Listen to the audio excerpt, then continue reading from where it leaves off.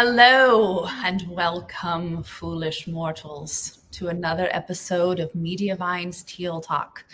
I am your host, your ghost host, Jenny Guy. Today is Tuesday, October 26th, which means that it's Scorpio season and Halloween is Sunday. You might have noticed that things look a little bit different around here today. We are going all in on celebrating the spooky season, and we're so glad that you're here to celebrate with us. If you are here with us live, there are some hair-raising prizes for you to win this episode. So make sure that you're paying attention, and all will be revealed in good time. Again, welcome. We are so glad that you are here. And speaking of the spooky holiday season, it also happens to be Q4. And if you've been a content creator for any length of time, you know that Q4 can be a little spooky for us. It's marked by increased advertiser spend and a slew of influencer marketing campaigns. So it has the potential to be the craziest and most lucrative time of the year. But how do you ensure that your Q4 is all treats and no tricks this year? Leave it to my guest for today. Morticia Adams, Director of Support, Heather Tullos is here. After running a successful blog for the last 10 years, she transitioned to helping build and lead the Mediavine support team, kicking all the ass and taking all the names while rescuing all the dogs. Seriously, though, adopt, don't shop. Heather, welcome back. Morticia, excuse me. Hello, Cruella. You look amazing. As do you. Look incredible. You look like you're in grayscale, and I am dying. Okay, so friends, as I said, pay attention. Make sure you're paying attention to the screen. I won't tell you why, but you just need to be doing it, and also paying attention to everything that Heather is telling you. She's going to give us some of her top tips. If you have questions for the Mistress of Support, please drop them in the comments. She's going to, like I said, share some top tips in a presentation to start us off, but we will definitely be opening up the floor for your questions later. Alrighty, folks, I'm going to turn it over to Heather. We're going to get this presentation going, and let's do it. Hi, everybody. It's me. I feel like you know me. Today, you might not know me as well. And in case nobody told you, Halloween is my very favorite holiday. So I'm super excited that I got to work with our excellent marketing team to put this presentation together. Also, shout out to Rosie for this beautiful presentation. I cannot take credit for any of it. So we're going to talk about making more in Q4. I feel like it's a popular topic. We've had a lot of changes in the last year. The approach to how you're going to make some more money might be a little different than it was in years past. Some of our advice has changed. And so, let's talk through some of the differences and some of the ways that we're gonna help you make some more money. Hopefully, I will give you a few tips and tricks that you didn't know already. Tricks and treats straight from the spooky land of money. If you haven't met our mascot, this is Leaf, and they are wearing a farmer costume. As you can see, they are pulling a carrot from the earth, which is a money carrot. So that's the best kind around here. So the first tip we have here, so that you can collect all the money carrots and also Halloween candy, is to check your site-wide viewability. Is it 70% or higher? So first, let's talk about where to find that number. If you go to your Mediavine dashboard and you look at the ad unit breakdown, and then you scroll down to the bottom of all the ad units that you're running. So you'll see in content ads, hopefully you'll see the universal player. Scroll down to the end of that and you'll see the totals across the bottom. So you'll see how many impressions that you've run, and we'll talk about that in a minute. But you'll also see the average of all of your site-wide viewability. You want that number to be 70% or higher. The amount of dollars that advertisers spend once you cross that 70% threshold changes drastically. And there are a lot of ways that you can improve viewability. I would say the very, very first thing is if you're using a jump button on your site, I would turn on the arrival unit, like 911 ASAP. The reason that matters for viewability, but also for earnings, is because of the way we load our ads. So if your reader skips over your content, we're not loading all those ads that they skipped. That would be stupid, because why would an advertiser pay to see, to serve ads that nobody is looking at, right? So we want there to be an ad where the reader is jumping to. The idea is that when we don't serve all those ads in the middle that nobody sees, that would slow your site down and sort of make for a poor user experience, you need to make sure that in order to have a paycheck, you're serving ads where your readers actually are. So if you've got a jump button at the top of your content, whether it's for a DIY card or a recipe card, make sure that if you click it, especially on mobile, that there are ads where your reader lands, and that there are appropriate ads. Click through your top posts. The same goes for a table of contents. If you're using a table of contents in your posts, so if you're not a craft or recipe blogger, you're not doing, DIY tutorials for the home, you might have ways for your readers to skip around your site and, land on the H2s that you've set up at the top of the page. There are a couple of mistakes that I see a lot. And one is just like a table of contents that is so intense that it gives your readers too many options. When you give them too many options, they don't know what to choose. It's sort of like when you put 4,000 things in your sidebar. If they don't know what to choose, they make no choices. So you need to make sure that you're simplifying the options that they have. And I know that a lot of people will use table of contents because Google likes to pull out those little H2s sometimes. So be deliberate about that information and be deliberate about the choices that you are giving your readers, but also be deliberate about the fact that when somebody chooses one of those table of contents options, that there are ads where they're going to land, and sometimes you have to do that, check your top posts and push the buttons yourself. It's really the best way to figure that out. Morticia, one moment. I also wanted to say that I become paralyzed with too many choices. It's like trying to choose where you want to go eat. It's awful. Claudia had a really great question for us. So she said, if viewability is 75% in the US, but overseas is 60%, what could cause that? Are you looking in the country breakdown? I'm guessing probably. That is a good question. I could guess at the answer, but I don't actually know the answer. I would guess that probably some of it is just that your site looks different depending on where it's being served. If you're in the EU, your reader has to navigate the CMP before they can get to anything. But also sometimes you want to make sure that you're looking at your own site. So like if you have the ability to VPN, or if you're in one of those countries, see what your site looks like for that user, because they're probably having a different experience. If you don't have a lot of readers there, don't spin your wheels, make sure that you're paying attention to where the largest percentage of your traffic is. And just like we have you focus on top posts, because that's where you can make the biggest impact, right?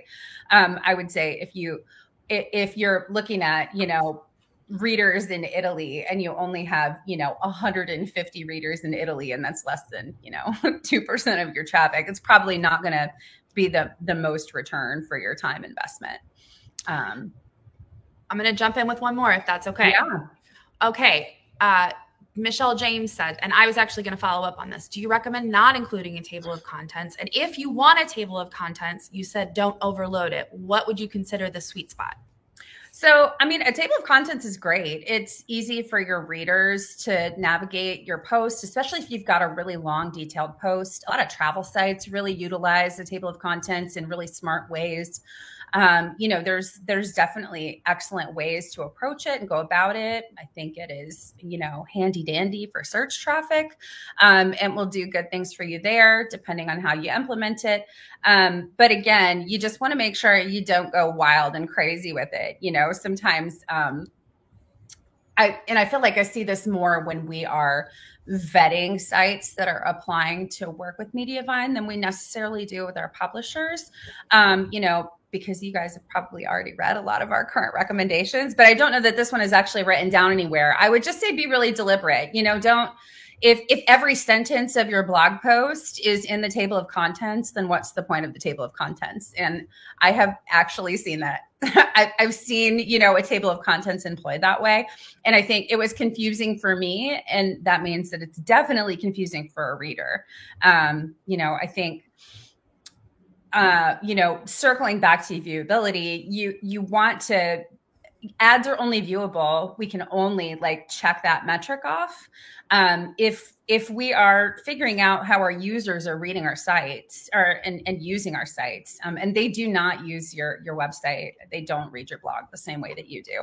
I know that we all hope that they are very deliberately consuming our content and are carefully, slowly reading every word that you worked so hard to write down and edit and put together. But most of the time they are not.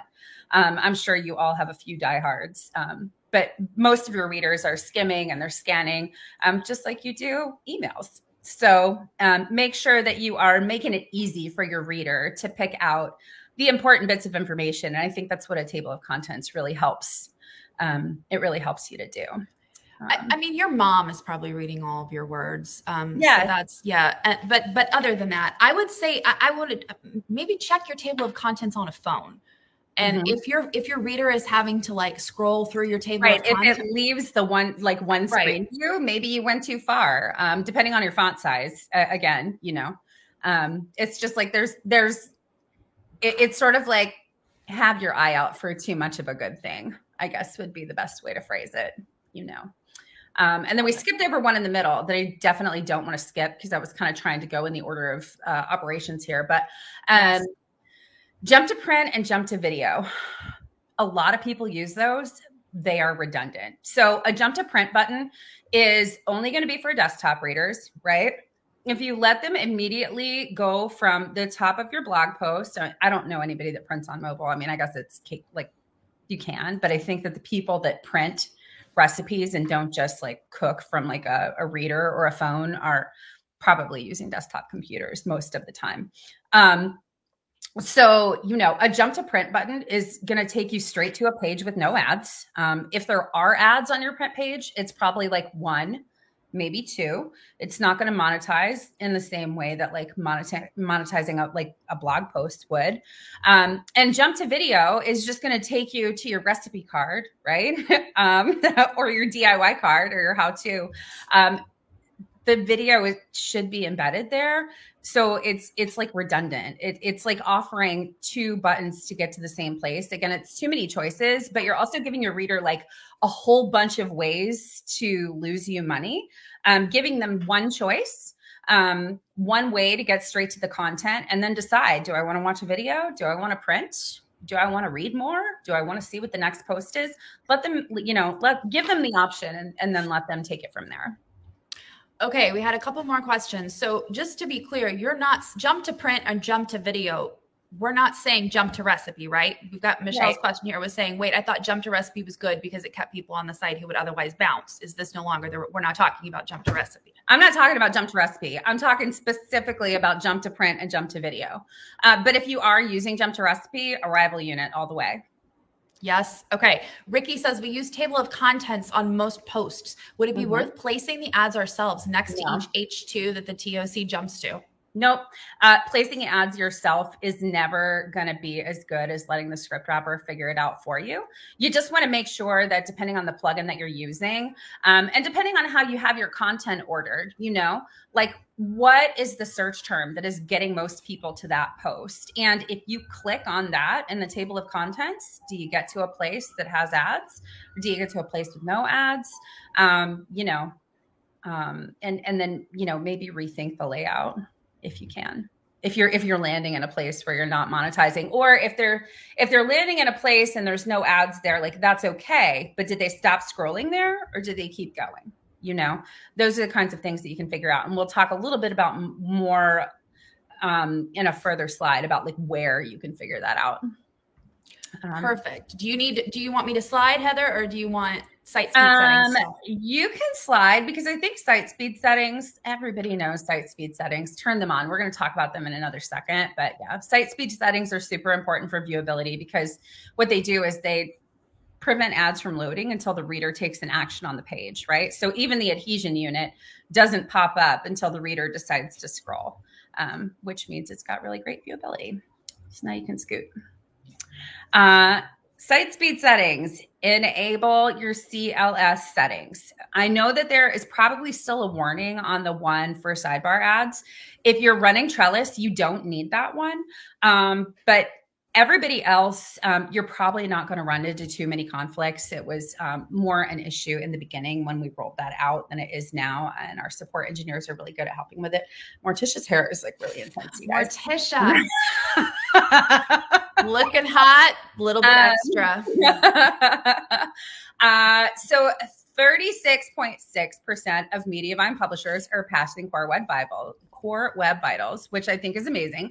High five, Mediavine publishers. 80% of Trellis users are passing Core Web Vitals.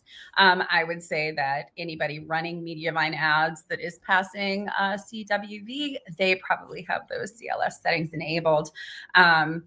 This is compared to just 4% of the web that is passing. So you can see we're kind of doing a really good job.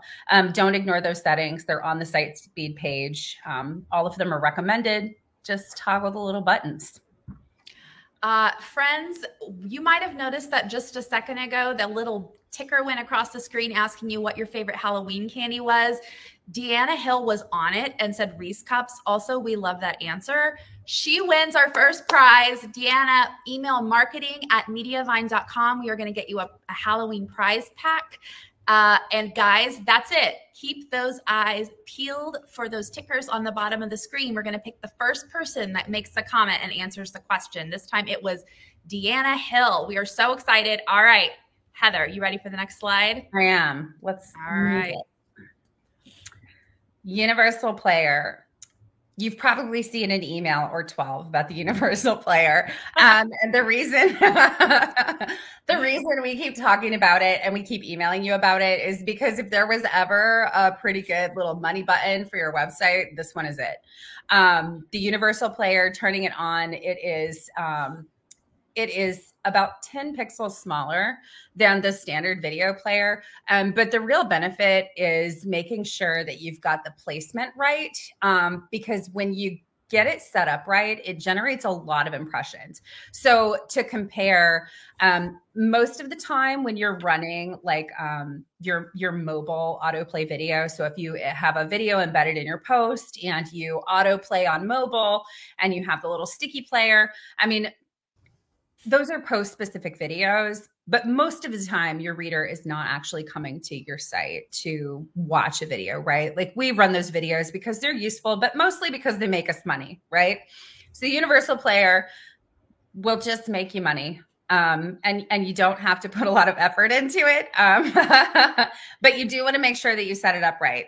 So I'm going to recommend that you toggle on the Universal Player on desktop, toggle it on mobile.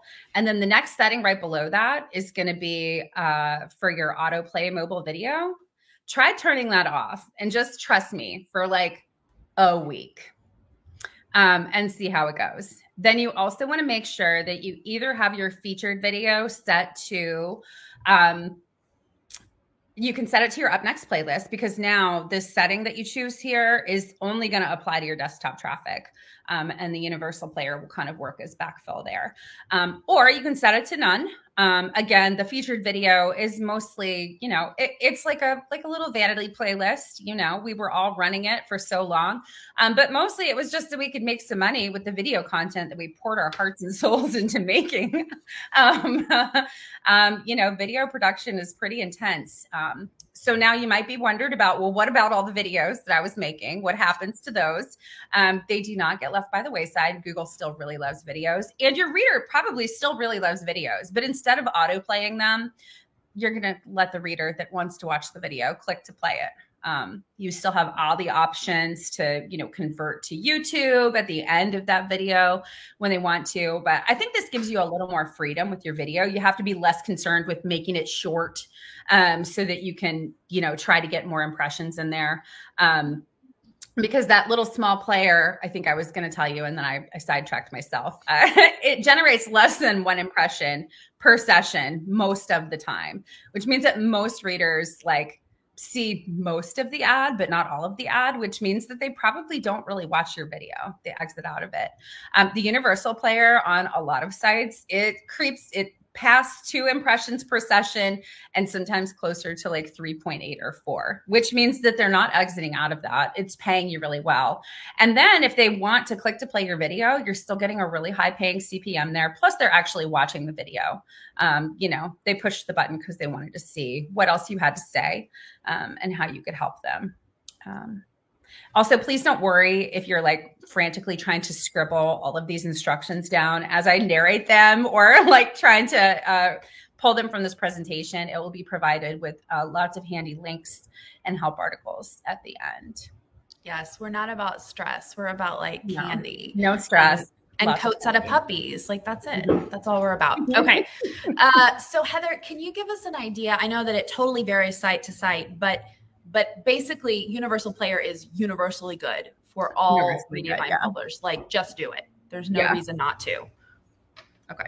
I would agree with that. If you have a lot of international traffic, watch it carefully because the kind of ads that are available to fill can kind of vary depending on where you are. So if you're in a place where there's not a ton of universal player impressions to serve, you may possibly do better with the regular pre-roll video ad.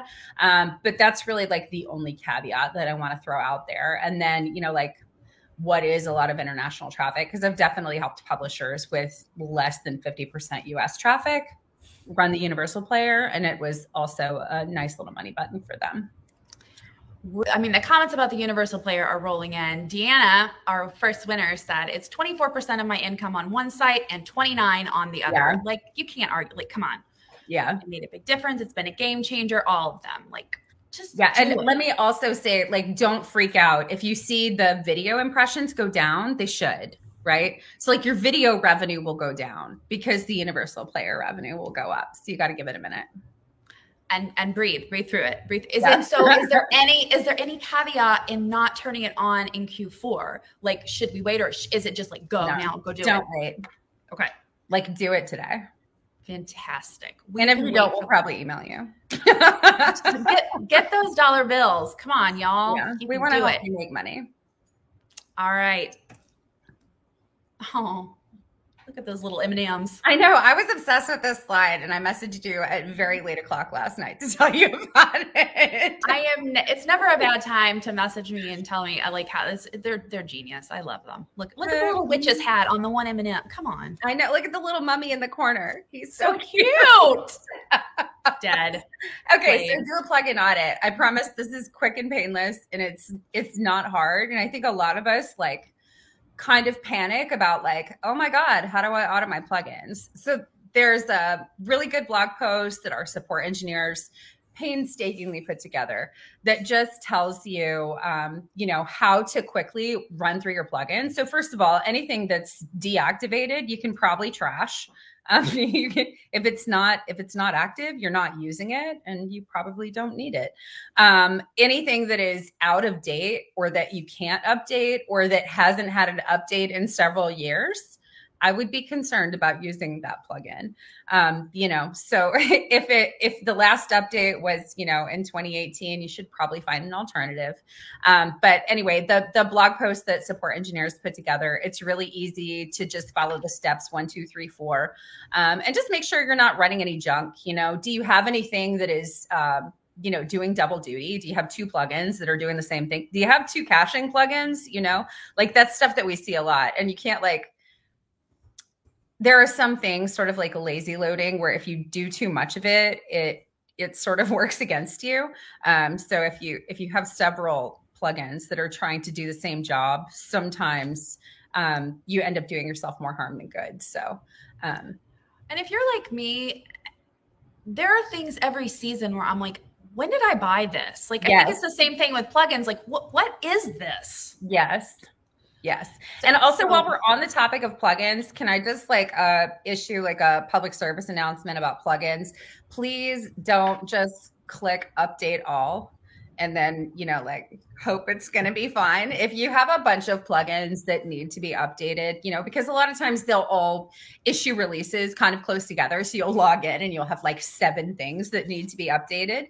Please just take the 5 minutes to do them one at a time so that you know where things went wrong if one of them updates and it goes kind of south. I know I've had that happen with Yoast a time or two. I went to update the premium version and it got mad at me because I didn't update the regular version first, and I updated the regular version and something else got mad at me, and I wouldn't have known what was causing the problem if I hadn't just pushed the buttons one at a time. So love that. And it's a lot like you sometimes just want the thing to check off your to-do list, but separate this one out.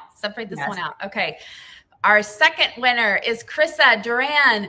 Her movie that keeps her up at night, the spooky movie, is Scream. And I want to ask Heather this question too. What is a spooky, scary Halloween movie that you know is going to make it hard for you to sleep and or maybe have to leave that closet light on?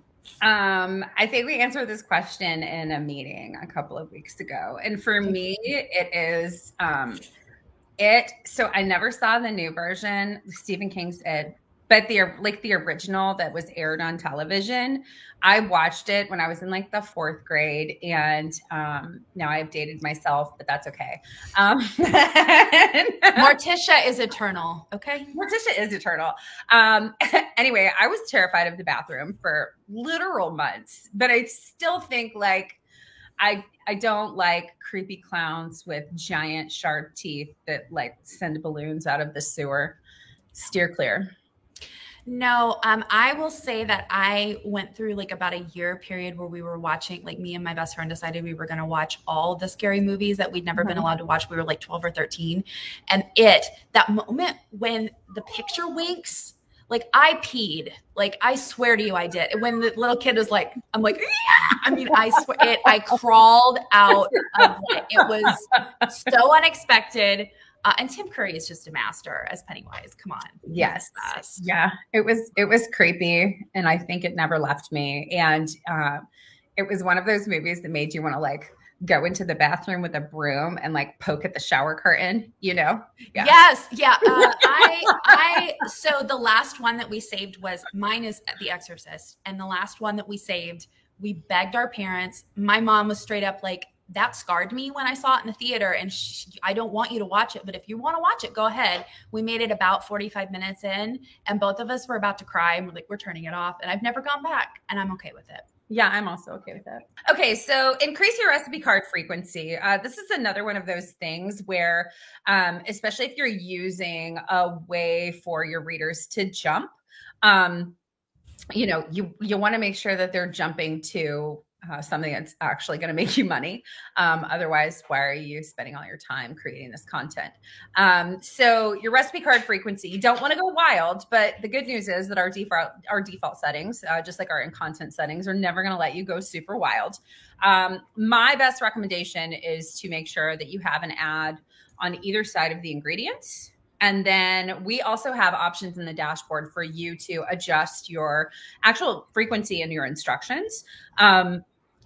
And so if you have, a beverage recipe where you only have, like a few little short lines of how to make a drink, like you're probably going to only have, one ad after the instructions there, because our script wrapper is super smart and it figures things out. But if you have a tutorial for a really intense, bread recipe, or if you're using, your how-to or DIY card where you've got really long, detailed instructions for how to, build a workbench or, paint something or, craft something. Obviously, those are like not things that I do very often. But how to do your makeup like Cruella de Vil. That would be a really amazing tutorial. And I feel like you should write about it. There were some masterful ones already out there that I was copying from. Mm-hmm. But if your instructions get a little long, you want to make sure that there are ads in your instructions. Yeah, get monetized for that. So Kippy Kim Gail O'Hearn said, let's talk WP recipe card for crafts. Is that okay? What does Google think of cards for crafts, recipe cards for crafts? Which I I think the general advice is don't lie to Google. And if you mark up your crafts as a recipe, then you're putting recipe schema out there for something that is not food. So it'll probably work against you. I get like the want to do that because, you know, it formats things really pretty, but most recipe cards also have a DIY option, you know, like a how-to option. And so make sure that make sure you're outputting the right schema if you're going to use a card that's going to format things really pretty for you. That's and really speaking important. of that schema, Kippy was also asking WP recipe card versus Mediavine Create card, which, I mean, are we really asking me this? My answer is Create. Honestly, I've used Create since before I think we really like talked about Create. You know, I was my website was with Mediavine before I worked here, and because I really just like everything that we do. So as soon as Create was available for us to test it on our own sites, I installed it. I started importing my recipes. I put together some DIY posts so that I could talk to people in an educated manner when we go to conferences that are not food related. And so, yeah, I think Create is going to do it faster. The user interface is better. And there are also some really cool Create options that are coming soon. So I don't want to like give away any fun surprises, but I will say that Create gets cooler all the time. So I would choose Create, but yeah, definitely toggle if you're going to do DIY, regardless of the card that you're using, and you know, which option you're more comfortable with. Make sure that you're putting out the right schema for that card. And then go ahead, Jenny. Sorry. well, I was just going to say how-to schema didn't exist until Create gave an option for it. So it's specifically designed for other than food, because we knew that the problem we were solving was that how-to and craft bloggers were putting non-food recipes into recipe cards.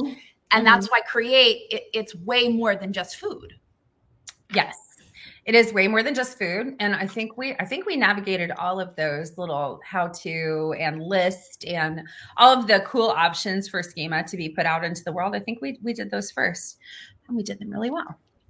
And then for those of you that are not running like, you know, where you would not need any kind of instructional content, you know, where you don't have a recipe card, you don't have a how-to card, you know, that's like not your jam. You know, maybe you have a travel site, or you write about science or kids, or, you know, a whole ton of other things. There are fun little things that you can try a couple times a year.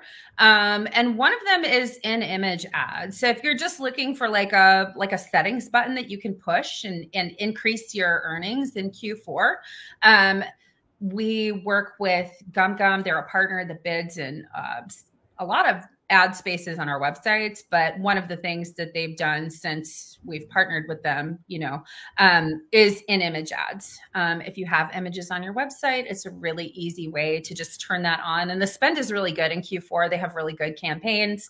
And we can also tailor it for you. So if you want to, well, we can't, but GumGum can.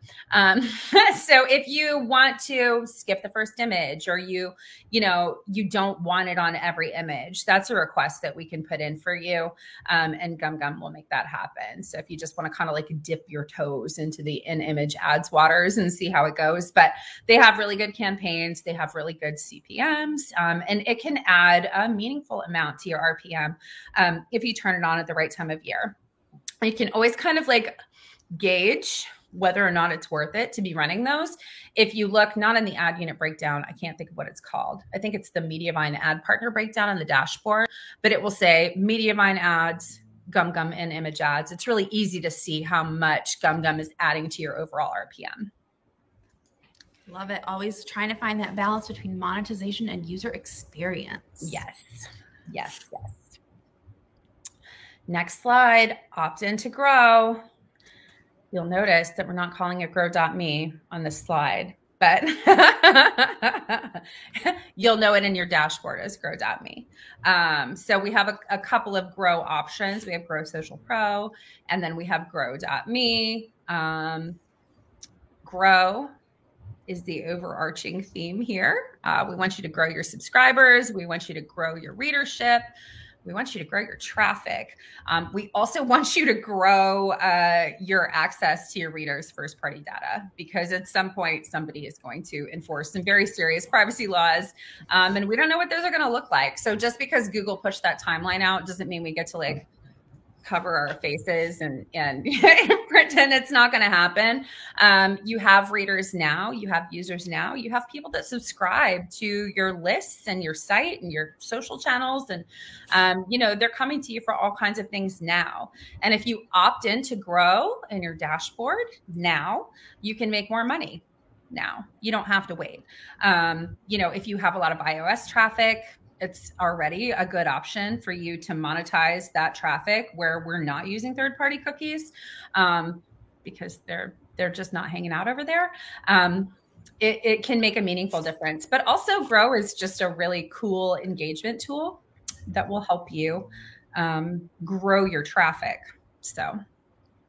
And if you're looking, I can say this from experience on the Mediavine website. If you're looking for just a way to just see if Grow is working, just try it. Just try one feature, turn on Spotlight, subscribe for your email. Just do it. Yes. Like I cannot emphasize this enough, what a difference it has made on the Mediavine website. It is an incredibly brilliant way to get subscribers without an annoying pop-up. So please just turn it on, give it a shot, see what happens. You've got nothing to lose. What do you have to lose? It's easy.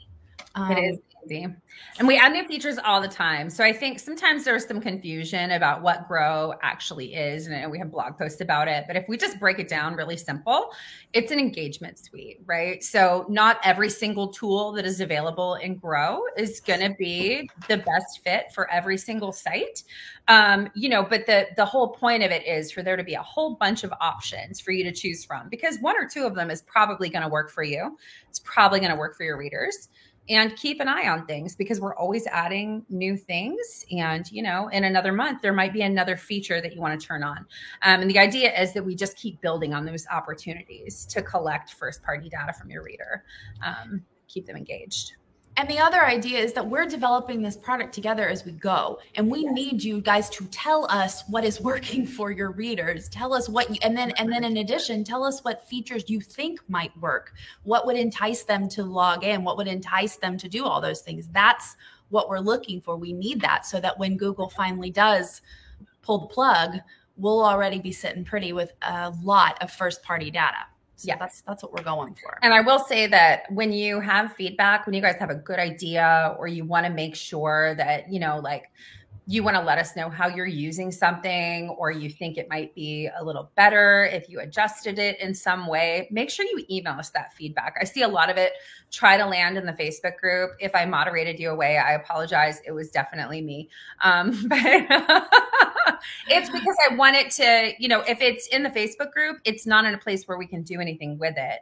So I want to make sure that all of those good ideas get, into support's hands so that they can hand it off to our product team, so that we can make sure that your good ideas get filtered up to engineers and we can put some of them into action for you. We actually asked what the favorite Halloween costume was of years past, and we've been getting a lot of incredible suggestions. We've got one, but Andrea Jansen was quick on the draw with Dracula. So she's our next winner. Andrea, email marketing@mediavine.com and we will get you your prize pack. But I'm going to read some of these costumes out because they're just so cool. We've got zombies, scarecrow. Somebody was a Rubik's Cube, which I really want to see. That sounds amazing. We've got E.T. We've got Slimer from Ghostbusters, Annie, witches. These are so good. I know. Listen to this one. In college, Linda Smith said, in college, friends and I went as the night sky, dark clothes, tons of tiny gold star stickers. I love that. That's so creative. Yes. One time my mom dressed me up as a bag of jelly beans, and she that's so she blew up a bunch of multicolored balloons and put them in like a clear plastic bag and just cut out holes for my arms and legs and tied it with a bow around my neck. That's adorable. I thought it was really cool. It's a really cool costume. I think so. My favorite, I think, was the year it was in college, and I dressed up as the bride from Kill Bill. So I had the yellow tracksuit and I put the black, and I had the samurai sword. Yes, that was fun. Yes, it was fun. It was a lot of fun. I love it. Okay.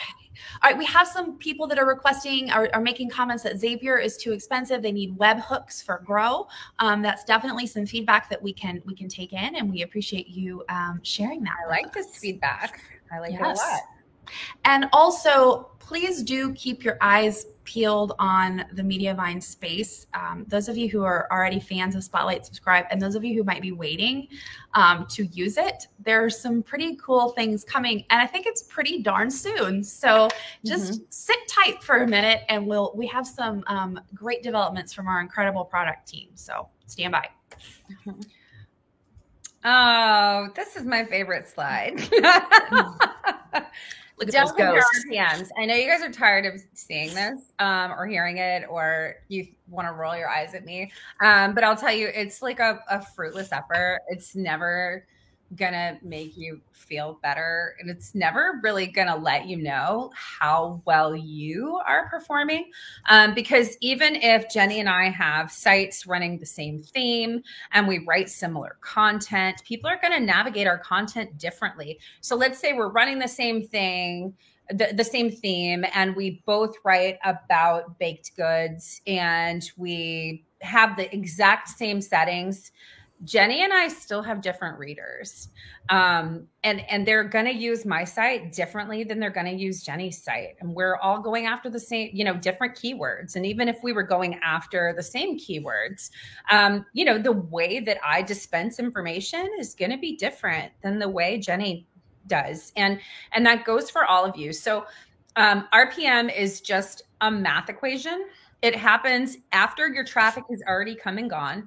It happens after the advertisers have already spent what they're going to spend. So yes, RPM is an important metric, but my RPM compared to Jenny's RPM is a useless metric. It's not, Jenny's RPM is not going to help me. Because what you really want to know, if we're talking about increasing RPM, we're talking about increasing revenue. So what you want to know is how to make more. You want to figure out how to make more money with your own content.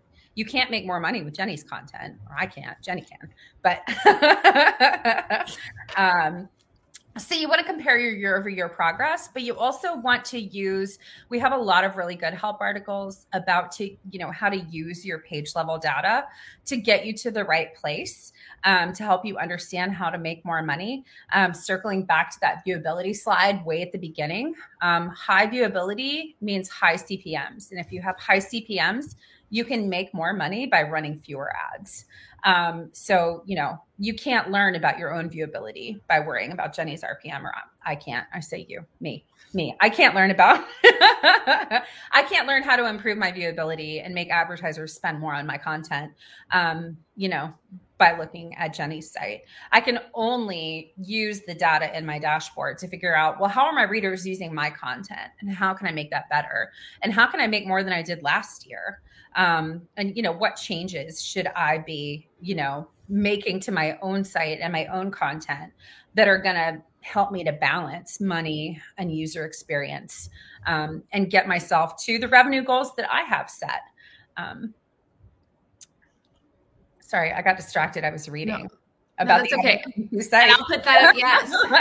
So we got, as the editor of two sites, one has a way higher RPM, but the one with the lower RPM is still up 52% year to date versus last year. That's huge. Yeah, that is huge. And then also,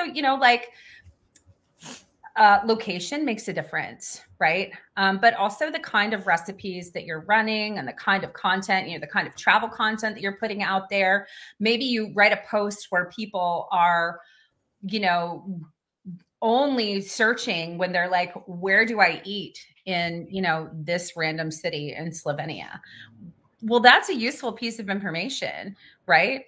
But the RPM for that post is probably going to be kind of low, right? So you have to figure out how to balance it. You can't just look at the overall number. You have to say, well, I'm really good at telling people like where to eat in this particular little city, right?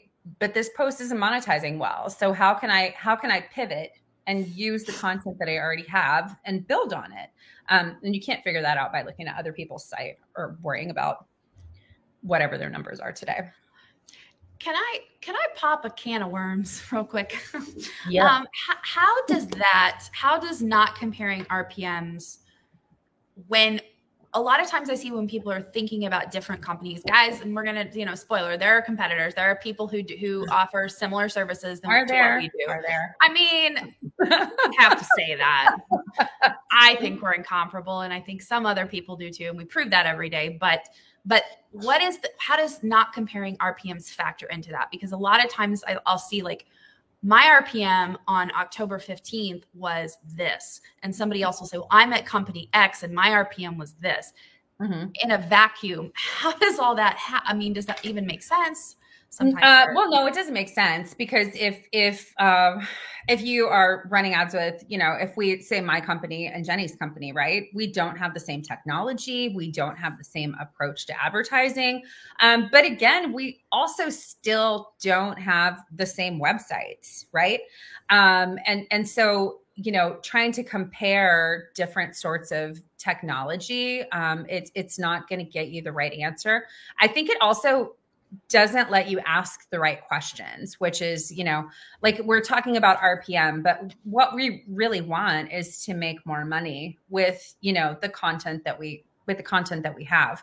So if you're only taking the top level number, you're only looking at RPM, you're not looking at how much advertisers are actually spending on your content. You're not looking at how many ads you're actually serving to get there. You're not looking at whether or not you're passing core web vitals so that you can continue to grow your business. You're not looking at, like your long-term goals for the content that you're going to create. There's too many factors to consider for things to hinge on one number. It's an important number. I wouldn't count it out. It is a really good metric for you to say, well, like, how much am I making relative to my traffic? But it also does not factor in, like, how much am I making relative to my traffic when everybody that came to my site yesterday was in France? Yeah. So, and then also it's important. So October 15th, year over year, remember year over year, you're going to shift a day. So instead of just comparing year over year, I like to make sure that I'm comparing the same day last year. So if October 15th is a Tuesday this year, it's probably a Monday last year or a Sunday, right? So if you're comparing a Tuesday to a Sunday, Sunday is always going to be higher. Sunday is a really good day for most websites. And then Monday is always a bummer when things crash down, right? So you don't want to compare Monday to Sunday because it's not an accurate representation. Advertisers spend more on the weekend when people are more engaged with the content and the internet. Things change on Monday. We all go to work, we're worried about coffee and emails and we're not as worried about, how to build a raised bed garden in the backyard. I worry about that every day. It's just a continuous cycle of fear and worry for me. I'm trapped in a worry cycle of a raised bed garden. The last thing I wanted to ask about this was, this also factors into seasonality. So for instance, if company X told me you're going to make 21% more when you come here, but you're going to come in Q4, isn't everyone going to make 20% more in a month? If you don't make 20% more in the next, before the end of November, please email support, because something is terribly wrong. First of all, a 20% increase is actually not that much when you're just looking at incremental RPM. If you look at the month of October so far, so if you change the date range in your dashboard and you say October 1st to the 25th, yesterday, you've probably already seen a 20% increase this month. And then things may dip a little the first week of November, but probably not that much, because November is typically one of the highest months of the year, and December. And so your RPM is going to go up. It's just going to. Just like it's going to go down the first week of January. It's super predictable. Our VP of ad operations put together a really cool blog post And our marketing team put together a really amazing visual aid, and they share it in little bits and pieces, every month, so that you can kind of know like what days are the best. And I've seen people in the Facebook group talk about how they, plan their marketing around that calendar, and they sort of decide when they're going to promote things, which I think is amazing. But it's also really good to just be like, oh yeah, yesterday was kind of a goldy yellow day. It wasn't a teal day. Let me not freak out, Yeah, it doesn't mean that it's broken. Like it Right. doesn't mean that something shocking has happened. It just means that the ads Right. are seasonal. The day after a holiday, expect it to go down a little, unless that holiday is Thanksgiving, in which case it probably went up. Okay, our last raffle winner was Laura Sampson. It's not raffle. We asked them what the spookiest place you've ever visited is, and she said Notre Dame, which is I would love to go to there. Spookiest place you've ever visited, Morticia, other than your own home? I mean, my home is pretty spooky. It's true. The caged creatures have been quiet the whole time, though, so we're doing okay. So good. Fingers crossed. I don't know that I've really visited too many spooky places. I did a haunted walking tour in Edinburgh, Scotland, and that was really cool. Nice. Yeah, it was like a ghost tour with cemeteries and lots of spooky things. Also, lots of terrible things happened there, so it's kind of creepy. I think places definitely. I remember being at the Tower in London and feeling like just kind of like a weight. Like you're like, oh, look, that's where Anne Boleyn. Okay, well, this is awkward, and it just makes you feel. Yeah, I was in a hearse ghost tour in Savannah, and that was a little bit. It was fun. It was good. I like haunted things, though. I'm gonna put that on my list of things I need to do. It's fun, and I'm gonna wear this outfit.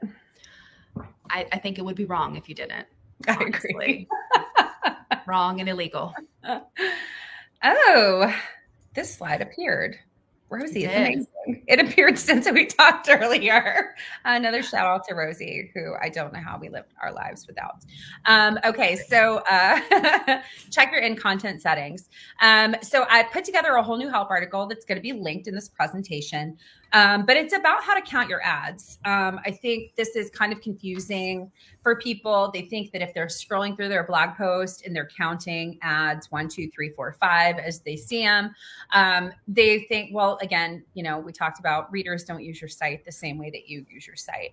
But when you count your ads like that, you're actually not counting ads, you're counting ad slots. At Mediavine, we don't fill at 100%. And we also tailor the experience to every single user. So again, the way that I read is going to be different than the way that Jenny reads.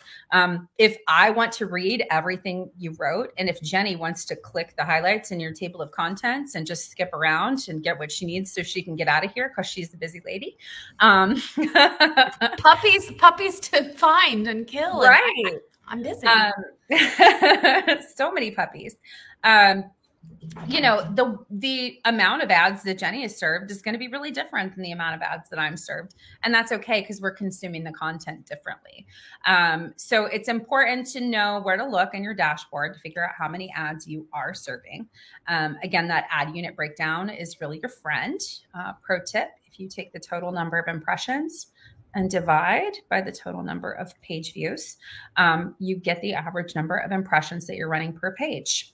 And those impressions include everything, right? So it's not just the in-content ads that you are looking at right this minute, but it's, your sidebar ads, and it's the adhesion unit that refreshes, and it's the recipe card ads. It's the universal player that you forgot about because it's so small and unobtrusive, hanging out in the bottom corner there. Can I just say, who says that about video ads? Like, that's just magic to me. Like my unobtrusive video ads before now, like, come on, that's just magical. Way to go. That don't ruin my user experience and also don't make my site slow. They're pretty terrific. And make me a buku bucks. Like, come on. Awesome. Yeah. So make sure that you're just looking at those overall impressions. And then also you can look at your page level breakdown. It will tell you the number of impressions that you are serving per page view. That's a really good place to sort of survey the situation and see how many impressions you're running and where. I know that on my own site, for the posts where I'm running the most impressions, those are also the posts that tend to be the most detailed tutorials. So it doesn't mean that I have, 25 or 30 ad slots. It means that somebody was hanging out there long enough for probably 2 or 3 of those units to refresh several times, right? Or they needed to scroll back up and read my detailed instructions somewhere. Or maybe they watched Tell me more about those biscuits. Yeah. Scroll up. Yeah. Or, if you give somebody a directive in your, instructions at the end of the post, we say always like save the good stuff for the end of the post. And that is still, accurate. You don't want to give away the goods in the first, paragraph, or you probably didn't serve any ads. Yeah. So make sure that you're not looking at that top level number and being like, oh, well, that seems like too many. Go to the post, look at it on your phone, hit the jump button, hit the table of contents, scroll around, see if you can experience it like a user, not like your content creator self. And I got a sneak peek at the Counting Your Ads help article, and it is so helpful. I learned so much just reading it. It's such a good, comprehensive way to understand how that works, because it's hard to get the difference between. It is. I mean, especially if you have plots and one reader coming at you saying there are zillions of ads on your post. I mean, it doesn't happen often, but by the way, that reader is probably just mad about your pop-up that you forgot about. Yeah. Fair. Okay, guys, you will see here on the presentation that we have come to the final slide, which is our resource slide. And then we're going to let's start sharing those links. It is super exciting. Everything's there that you need to make sure that you are getting all of these treats, no tricks for Q4 this year. I want to go ahead and say one more time, congratulations to our readers, Deanna Hill, Krista Duran, I'm scrolling through, Andrea Jansen, and Laura Sampson. So please make sure all 4 of you email in to marketing@mediavine.com so we can get you your prizes.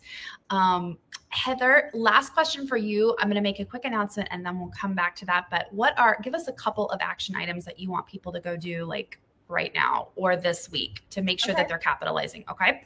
So, all right. Are you going to make your announcement? I'm going to make my announcement real quick. Okay. It's a little bit of a big deal. So guys, for our next Teal Talk, it's going to be a little bit of a wait. It's actually Tuesday, November 16th at 1 p.m. Eastern. The reason for the wait is that we have a guest, Paul Backhaus, the head of creator relations at Google, is going to be here, and he's going to talk about Google for content creators. It's going to be pretty exciting. We're very, very, very, very ready for it. So mark your calendars, do it now. You will have the head of creator relations at Google on a live talking to you. So we're thrilled. Heather, this has been so much fun. Morticia, It's always a pleasure. Please give me your action items. Okay. Action items. I think that the very first thing I would tell you to do is if you are not running the Universal Player, please use the help article that we linked in the presentation and here in the live, and make sure you get your settings right. If you're not sure or you need help monitoring, we will help you, but it's pretty simple to set up. The help article has pictures and everything. I know I like to read the instruction and do the action. That's how I roll. So I hope it's helpful for you. The second thing that I would say is make sure that you go forth and use your website like a reader, not like a blogger, right? So go to your top posts that are trending this time of year. Go to your top posts that were trending in November last year. Look at them on your phone or use DevTools on mobile. Use an incognito window so you can spot things that are cached for you, like email opt-ins that you forgot about. And then just push the buttons. Make sure the links work. Make sure that the experience is what you want it to be. And if you need help adjusting your settings, then email us because we want you to make a lot of money. It's the time of the year when everybody's on your site. So make sure they're having the best experience that they can. Yes, 100%. It has been wonderful, guys. We have linked the presentation everywhere so you can grab it. Heather is going to send the presentation out to Mediavine Right now. publishers, which is exciting. We are also going to be sharing some of these wonderful tips for on different social media. So follow us around. Congratulations to our winners, and come back on Tuesday, November 16th, 1 p.m. for the head of creator relations, Paul Backhouse from Google. Everybody else, happy Halloween. Happy Halloween.